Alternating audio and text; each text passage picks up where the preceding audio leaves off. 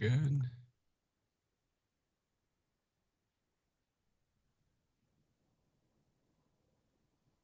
Welcome, everyone, to Name Confidential Live. All right. Hey, welcome to Name Confidential. I'm this week's host, Ryan Redfern. This is season 2, episode 6. And today we have Dave Morton from Global View Capital Management, our first repeat guest. So, Dave, thank you for being here today. Good to see you again. I didn't get to interview last time, but this is my chance for payback. So, There you go. thanks for coming back. Awesome, awesome. Well, we're going to start off with the name exposure index. I usually like to start with that. Um, I'm a contributor. I don't know if you guys are. I think Global View is. You are you directly a That contributor? Global View is absolutely a contributor. However, our chief investment officer is given that responsibility, Barry Arnold, who also happens to be our named president this year. Love it, love it. So I am not involved in the reporting of it, but he does it on behalf of our company. Perfect, perfect. Well, the current number is 84.91. It's been very, very choppy here and there. I know personally, I posted a 55 today, so I was bringing this number down, and still the group made it higher. I did what I could to bring it down, but I Did did what you not could. work. So Yeah. that's good. So do you guys use the sentiment index at all as a contrarian indicator, or do you look at it as any kind of uh, tool or just context of the market? I have to confess that I have not used it, but Okay. hearing how others are using it on our calls last Thursday of every month, Oh yeah. uh, others seem to be finding value and using. I mean, I think it's cool to look at, but I haven't made any analytical, usage of it. Sure. But I like that we do that. No, no worries. And you're referring to the name exchange for name members at the last Thursday of every month, where we do get together, and that's actually kind of why I wanted to have Dave on today, is because on that meeting is it's a chart sharing group. So you have to come and share something that you're looking at in the market, whether it's an S&P chart, a fundamental chart, whatever you're thinking about, whatever you want to add to the group. Some people love individual stocks, so it's a great broad session of all kinds of charting and interesting ideas and concepts that are visual. So one of the things that Dave always brings to this meeting is a screener. So we're going to pop at that a little bit later, but I wanted to hint at that as well. That's an awesome thing that Dave does that I thought was just way too cool to not share on this context. But I wanted to start off with Dave. So how did you get to be where you are now? Can you give us some highlights, some of your sordid past of how you Yeah, became an active manager? yeah. Well, thank you, Ryan. Absolutely. I did kind of pass, you know, a little different than maybe many others in financial business in that I have a history degree, Mhm. and which qualifies you for doing something else, you know. And so as I went to the University of Florida and ran on their track and cross country teams. And that was a very cool thing at the time, a lot of Olympians there. And I did matriculate with a bachelor's degree in history, which did get me really started in the history of thought, in the context in which things happen. And, just for one example, when people are screaming, this has never happened before. Well, no, it's Right, probably happened like 1,000 times right. before. Yeah, and worse, you know, and worse than whatever we're seeing. So, history does give you an excellent context, and then knowing market history adds greatly to that. So that's my background. I got into a financial planning type of business early, and it just wasn't for me. Mhm. And, so I volunteered to be the first one of us to get a securities degree, no, certificate, Sure. whatever, license. And so, that really opened my eyes to things. My father at the time, I didn't realize the value of this, but he was subscribing to a well-known market timing um, uh, newsletter at the time. And so he would always pass this on to me, and I was like, I don't even know what this is about, But Mhm. as I went along, I did. And then as I went along further, I found a mentor, which I would greatly commend to anyone. If you can find someone older and wiser and more experienced than you, can cut, some decades off of your learning experience. So this person really, I credit him with really sending me on the path. And, that led into how are we going to trade this? I got an license as an RIA. I decided to take some clients on, risked it all, Mhm. and then began using a technical analysis approach. But it was not a systematic approach. It was Dave's technical idea of the day, week, month, or Sure. whatever. And, we did fine. I mean, I wasn't terrible. But what I found is that I couldn't keep up. I couldn't keep up with all that was going on in the markets. And that led to creating a systematic approach and a systematic analysis and a way to automatically signal to me uh, when it was time to buy or sell or suggest to me anyway. And I created that using both an intermediate term type signal or something that would happen 2 or 3 times a year, those, several month type of situations. And then another one that was only aiming for the big ones. Mhm. And that has really turned out to be the success that we've had. So anyway, that gives you a sense. No, that's fantastic. And I always am curious as to the majority of people in finance, in advising client are telling people to do modern portfolio theory, doing this set it, forget it, allocations that are pretty terrible, especially lately. Being Mhm. out diversified the last 2, 3 years has been absolutely worthless. So Yeah. how did you escape that? It's almost like that's the world, and you have to reach this escape velocity to think outside of that box. I mean, it's a stretch to get out of it. So Well, how did you do it's a that? good thing. I came out of history. I didn't Sure. have a business degree. I wasn't academically trained in I didn't have any beliefs. Right. you There you go. know and then the my father exposed me to this strategy, and geez, they're it was pretty easy to understand. Don't lose money, make Sure. money. And then my mentor really refined that with me and really taught me so much.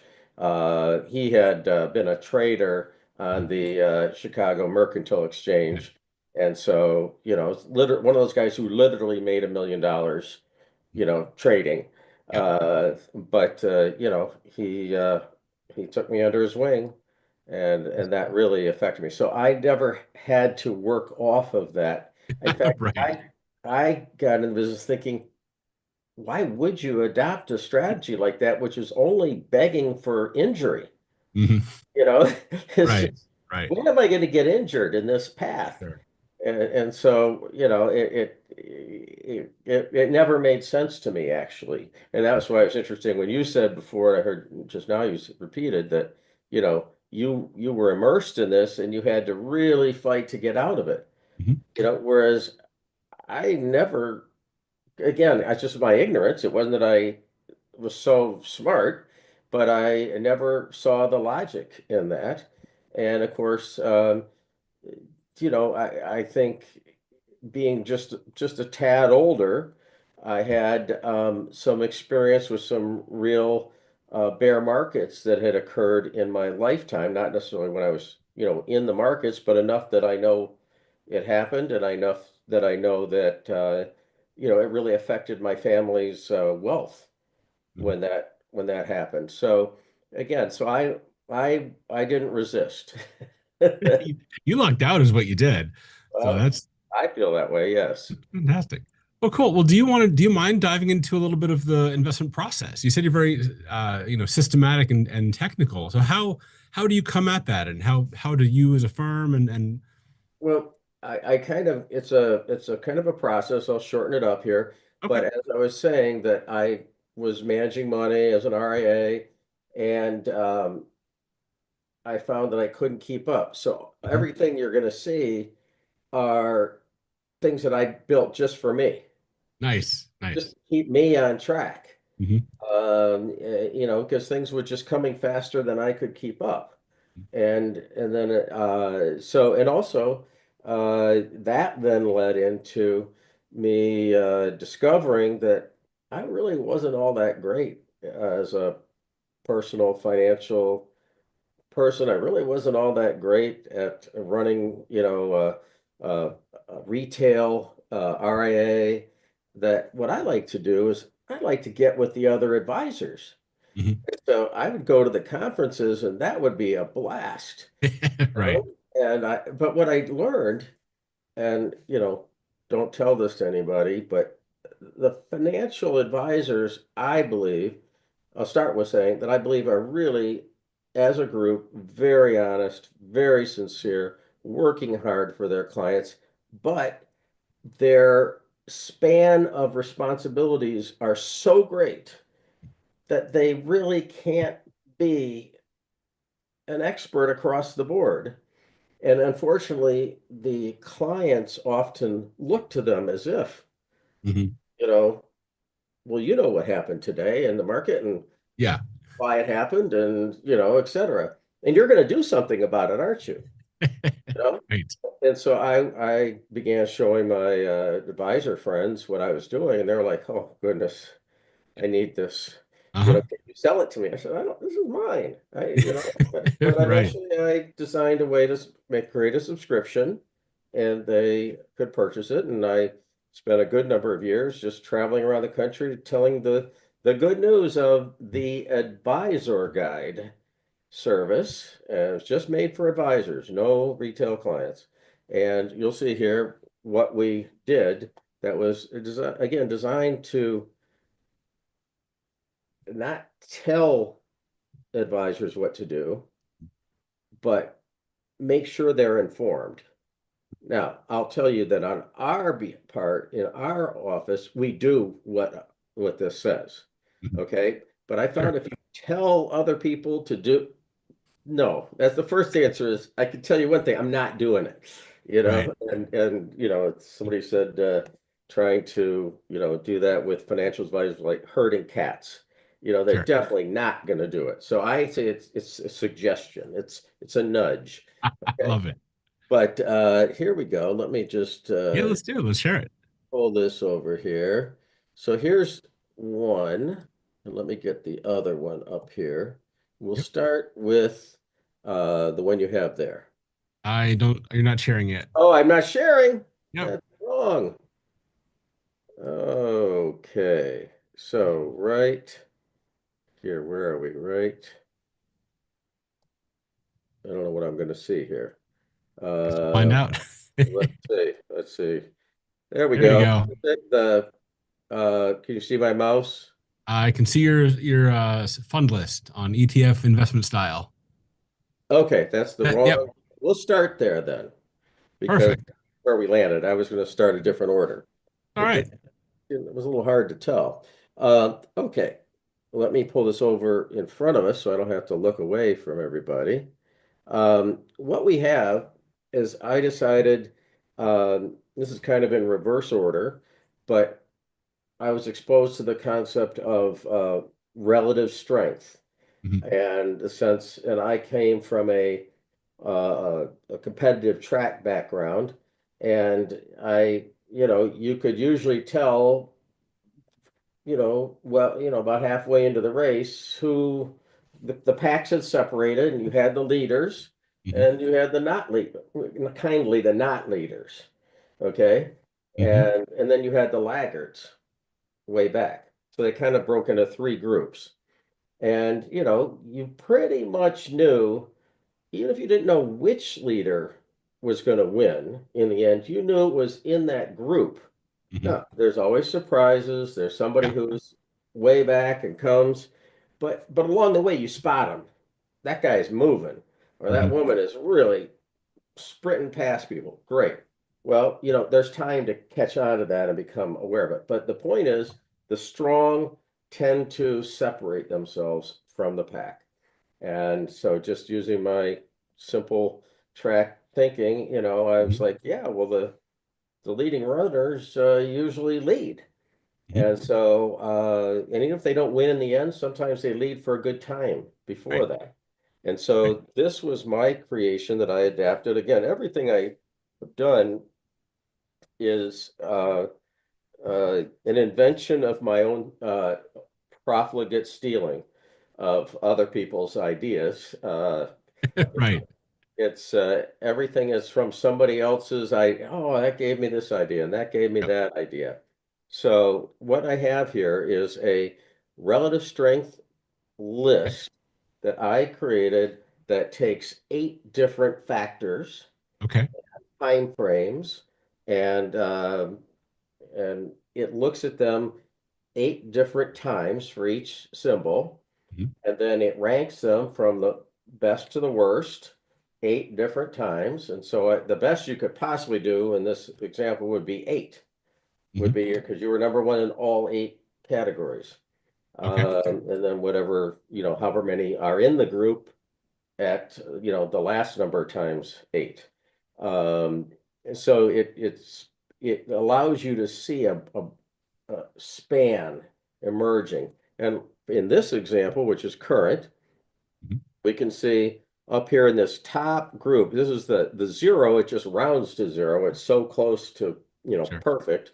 In fact, we rank up 16,000 or more symbols right now, Mhm. which again, that there are 12 classes of each mutual fund. So, Mhm. but still, everything we can rank, we put in here. So Sure. this one scored 18 out of 16,000, which is pretty Mhm. rare. And so here, how did it get there? Well, in its 1 month return, it made 8%, which put it, I'm going to skip one step in here, but it put it number 646 Mhm. out of 16,000, then made almost 20% in 3 months, put it number 184, and then 32% in 6 months, and made it number 72. So this is just extraordinarily strong relative to everything else. Right. Okay. Right. Because there'll be times when you'll see down here it changes from black to blue to green, black to green, black to red, Mhm. and these are green over here and red here over here. So that's where if you just put your money in a simple quality money market fund and ranked it in the exact same ways, this kind of gives a dividing line. Mhm. And the unique part that I skipped over in here is that these 1 month ranks actually are a combination of two. One Okay. says, okay, 8.11, rank that against 16,000. And that Mhm. could be better or worse than this number. The second one says, how did it get there? What Mhm. was its path? Did it get there in a wild and crazy manner? Or was it pretty steady? Because clients like to be continuously making money. Mhm. And so, yeah, if I was trading for myself, I might go for the thing that was wild and crazy and just take a winger. But clients you don't do that for other people's money. Right. And so I uh, so this is ranked both on the risk and on the return. Mhm. And so that combines here into this example. And, we could look at other ways of looking at here. 6.79 on this fund, gold ranks at number 331, but Mm. 6.81, which is a little better, ranks at 538. So what it's telling you is the financials had a bouncier path than Okay. gold did in this particular month, just to make it easy. That makes So sense. basically you see this whole spreading out. You Mhm. can see we're up here and under 1,000, and then 1,000 to 5,000, and then it just goes downhill from there. And so we look at this as a way of identifying what we want to invest in, but not when necessarily we Sure. want to invest in it. And so this kind of creates that short list. Mhm. Okay. Yep. And we've done a lot of research on this. And we found that with certain parameters that you can use on it, you can actually rotate between the leaders Hmm. on a periodic basis, and that will work very, very well. Right. But that's the relative strength ranking, Hmm. which grew and grew to now being 16,000. Yeah. What was do you have anything you want to ask on that one? No, no, I think that's super interesting. And I was actually one thing I would ask is that you have money market in there. You have basically have yeah, money market in the middle is there. And do you have that as a ranking versus if that moves to the top of the ranking, it's like, oh, you should probably be a little bit more defensive. Oh, you better be a lot more Yeah. defensive. You would have known, you would have Right. seen it coming, but this quantifies it. This makes it like I'm not just feeling it, it really is this way. So here we're at 31, Right. which is the lowest it ever gets is right around 50. It Hmm. might go 48 or 52, but it's not going to 70, because it's starting out with a perfect risk score. It only goes up. It never goes down. Hmm. So that puts it into that, gives it that benefit of no risk. And it Sure. gets a high score, a good starting score for that. But yeah, and that's the another thing I think some people say, well, why don't you rank against the S&P? Well, this is all ranked against everything's against everything. Right. So if I wanted to find the S&P here, which is right Huh? here, I can see where S&P is relative to everything else. Hmm. And so to me, this to me fits more universally to compare with no risk. But Sure. back when it didn't make any return, it was really the dregs.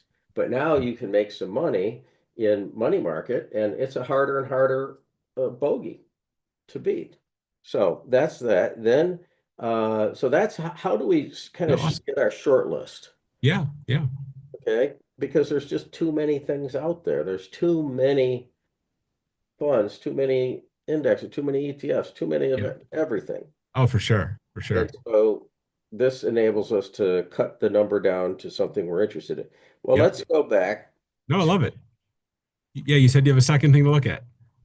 Yeah, let's look at this one here. So we were just looking at FDN Hmm. here, which let me scroll down until, well, here, this is how you find it right here. FDN, it was at F, there we go.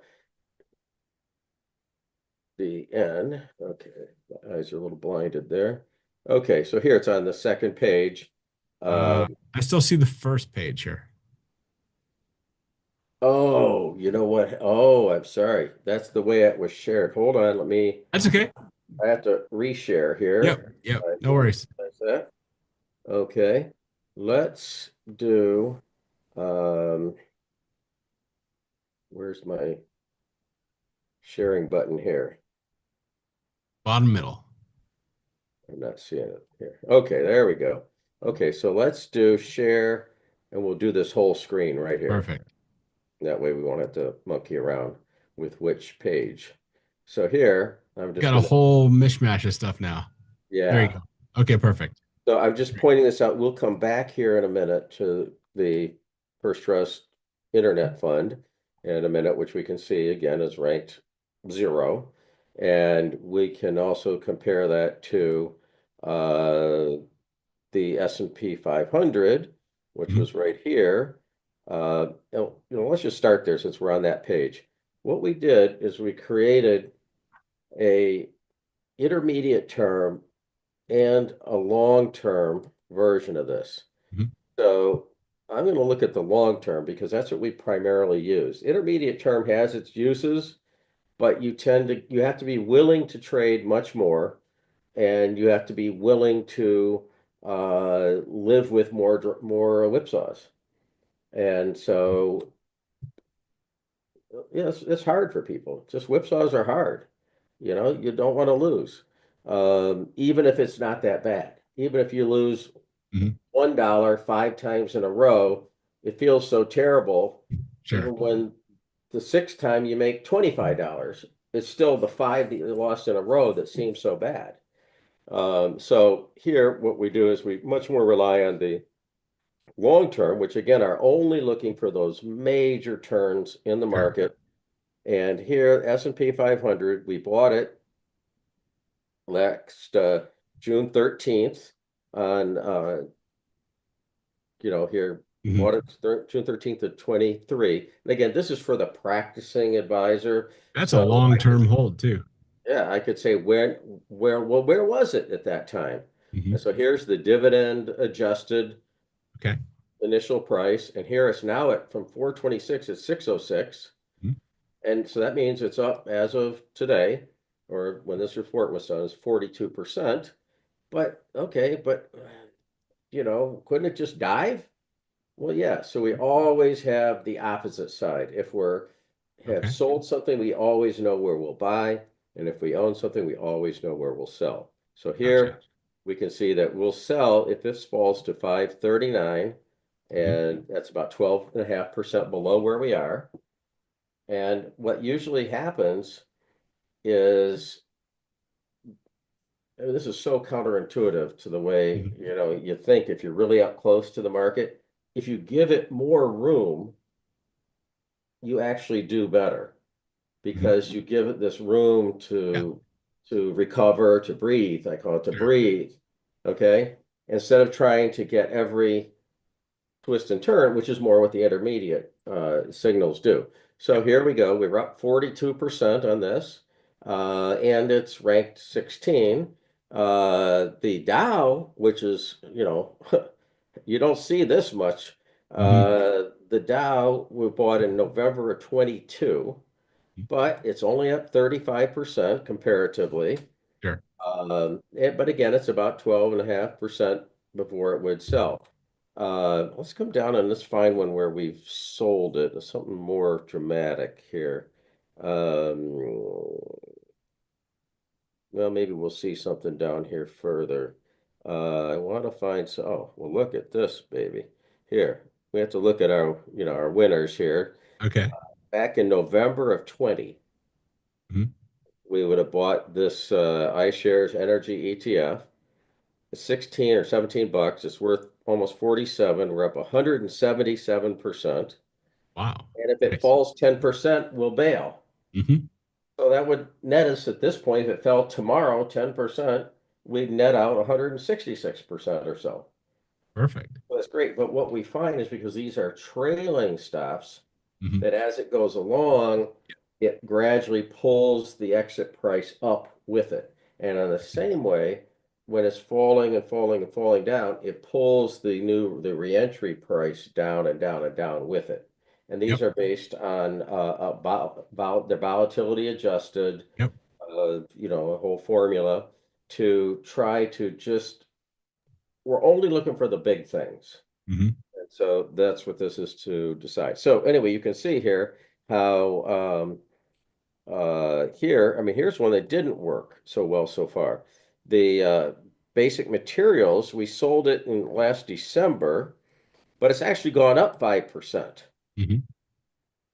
So, that didn't work exactly. You'd love them all to go down, but I can Sure. guarantee if it was down 50%, we'd be looking great. So here now, so okay, so I said we always know where we're going to buy. Okay, so this thing, it sold out, Mhm.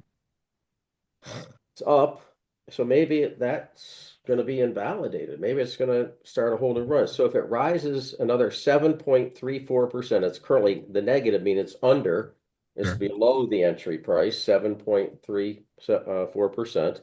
If Mhm. it rises to $149 here, we'll buy it. And so we always have a position to reverse. Now, that's if I'm really, really committed to basic Mhm. materials, and I'll always buy them. But again, maybe I'm looking for the next group of leaders.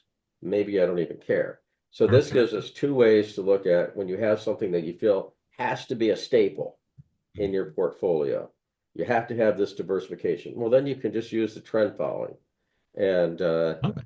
if it rises slowly, you rise slowly with it, you Yeah. know. Yeah. But if you look for the leaders, then if they really get rolling, you go with them too. Uh, Perfect. Well, hey, Dave, we're just about at time here, so I gotta say don't thanks. say that. Don't say that. It flies. It flies. I know. Well, the point of all this is there's too much going on to keep track Yeah. of. Yep. And you in the if you're really managing money for others, Mhm. how can you be efficient? How Yep. can you take in all this information and do something smart? Yep. So this is a process of providing the nudges, providing the tools that we can make adjustments in a timely manner. And, it's not 100% foolproof, Yep. but we've been able to have much smaller losses versus much, Yep. much larger gains. Awesome. Well, hey, I appreciate you being on today. I mean, I get a lot out of seeing you on the name exchange. So thanks for being on Name Confidential today. Well, This thank is you. just one of the many awesome things that get shared in that group. So I appreciate you spending a little more time on it and doing a little more of a deep dive. It's great Thank you. information. Let me tell about my baby. Love it. I love it. It's really cool. So, and then will we see you in at Uncommon Knowledge in Yes, May 4th through 7th? absolutely. Absolutely. Awesome. So we can bug you in person about this stuff and you can Oh, show yeah. how cool it You is. know, you can see you don't have to bug me much. No, Yeah. no, not at all. It's all good. All So right. Well, thank we'll you, Ryan. Thank we'll you. call it good and good to see you, Dave. And thanks for being on. Appreciate it. And we'll see you Yep. all next time.